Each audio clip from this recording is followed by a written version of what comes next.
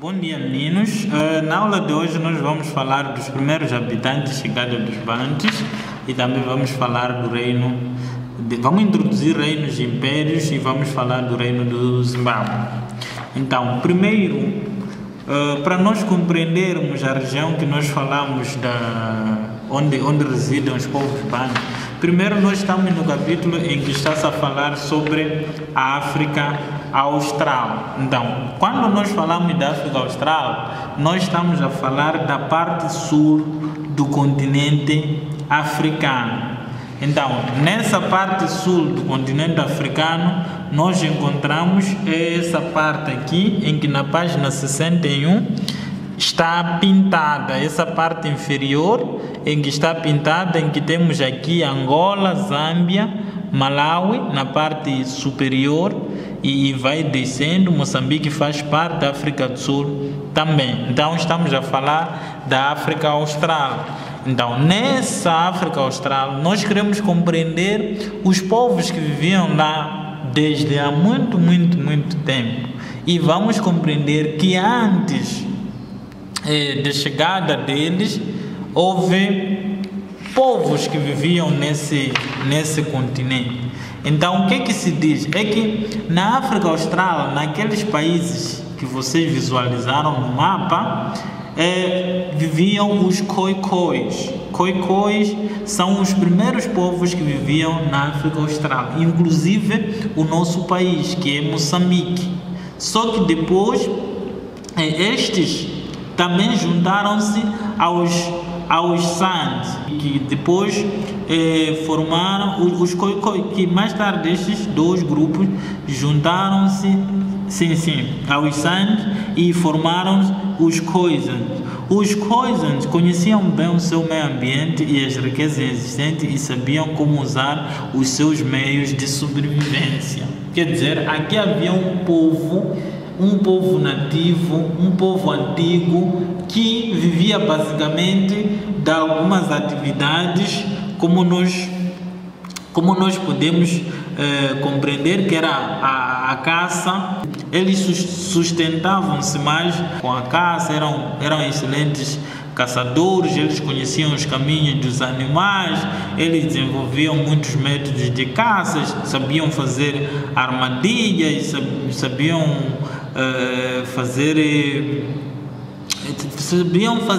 implementar muitas técnicas para poderem capturar os animais. Também alimentavam-se de bulbos comestíveis, como cogumelos e vários outros frutos, nozes. O vestuário, eles usavam as tangas, né? Usavam as tangas de peles dos animais e pronto, as cascas de ovos de avestruz, tartaruga, serviam para carregar e conservar a água. Então, nós, se verificarmos aqui,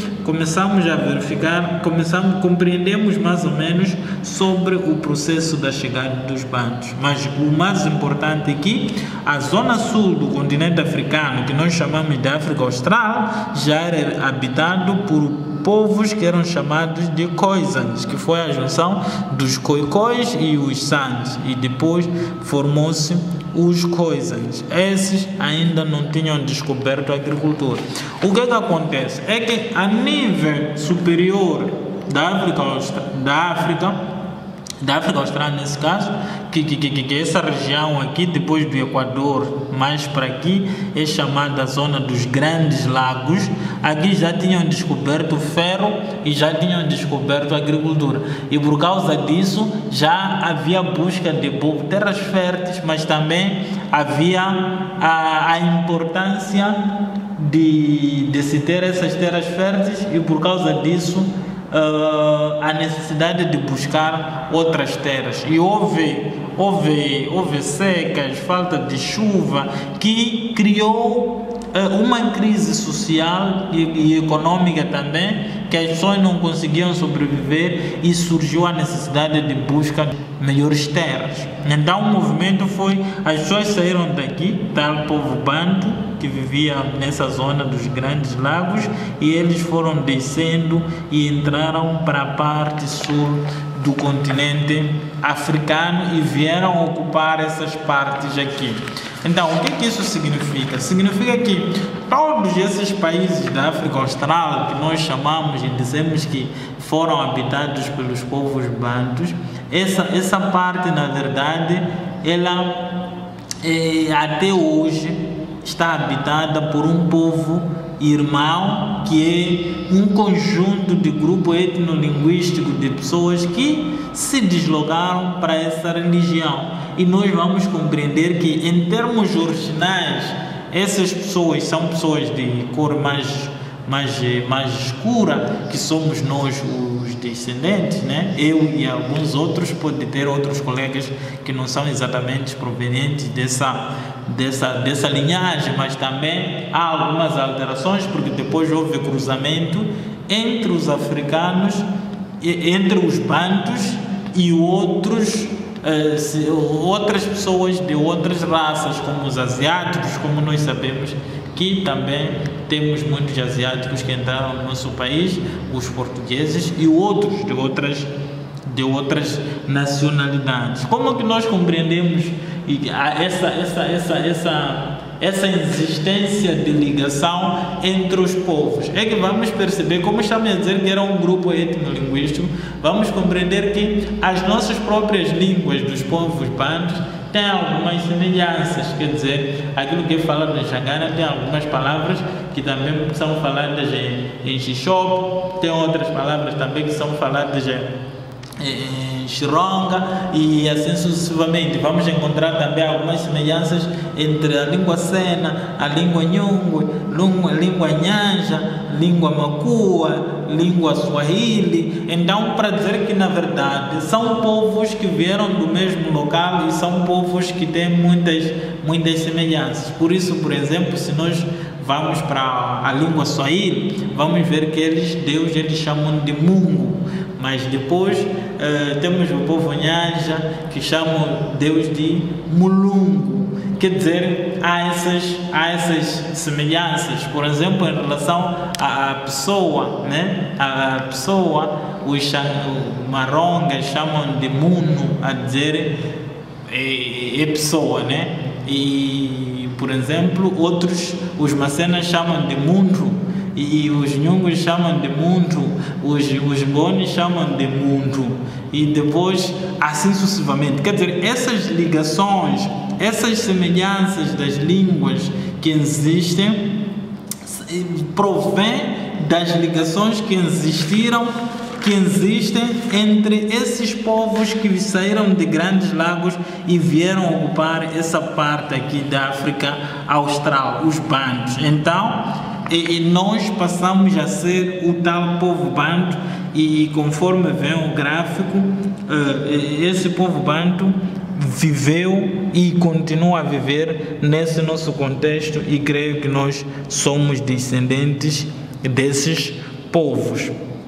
E como é que nós podemos descrever esses povos? Então, vamos verificar que a maioria dos povos que habitavam em África subequatorial, incluindo, portanto, o nosso país, é bantu, e as suas línguas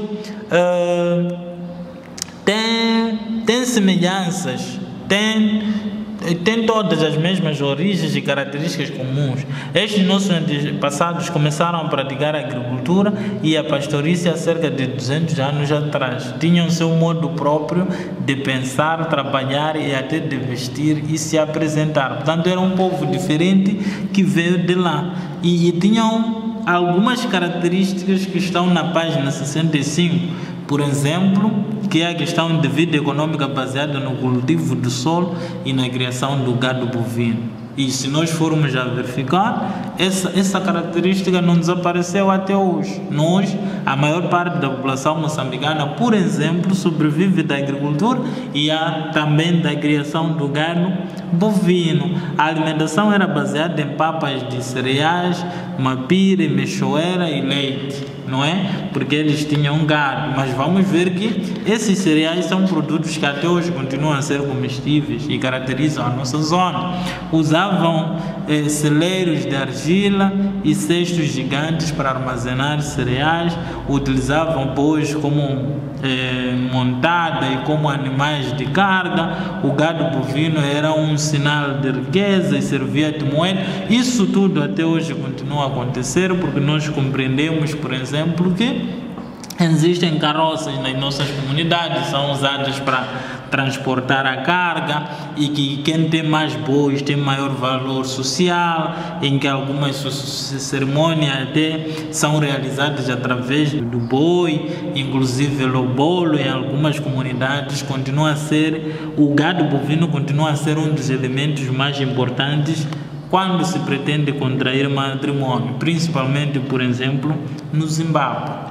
As mulheres encarregavam-se de cerâmica e dos trabalhos agrícolas, faziam esculturas em relevo e massagem. Portanto, essas características todas dos povos bantus continuam patentes nas nossas comunidades hoje. É verdade que a nível das cidades algumas características podem estar mais distorcidas por causa da globalização, mas continuam para dizer que nós somos um povo irmão, tanto moçambicanos, tanto malauianos, tanto zimbabueanos, zambianos e vários outros que fazem parte da África Austral, têm as mesmas origens. Então, as trocas de experiências culturais e técnicas foram, no entanto, mais difíceis nas zonas montanhosas e áridas da parte ocidental da África Austral, onde vivia uma parte dos Khoisans. A falta de água impediu que a produção de cereais se espalhasse facilmente, tal como a falta de carvão para aquecer os fornos, com vista a permitir a fundição do ferro, impediu que se espalhasse o fabrico de instrumentos. Portanto, vamos ver que esse processo de convivência entre os bandos de Khoisans que já viviam aqui teve as suas facilidades, mas também as suas dificuldades. Nós estamos a dizer que aqueles outros sobreviviam da caça, mas esses outros trouxeram a arte de fundir o ferro para fazer a enxada, por exemplo, para fazer flecha, para fazer vários outros instrumentos. Então, essa atividade econômica dos povos bantus não teve sucesso em todas as áreas da África Austral. Como aqui está-se a explicar, houve zonas, por exemplo, montanhosas em que era difícil praticar a agricultura. Daí era difícil a convivência dos bantus nessas zonas. Por quê? Porque para a sua sobrevivência era necessário que tivesse a agricultura, mas também fala aqui de zonas em que a temperatura é muito baixa, e isso influenciou de certa forma nessa atividade de fundir o ferro, porque era muito difícil para garantir que o ferro alcançasse as temperaturas capazes de derreter o ferro. Portanto, era possível, mas foi difícil. Portanto, na aula de hoje vamos parar por aqui e vocês vão realizar os vossos exercícios.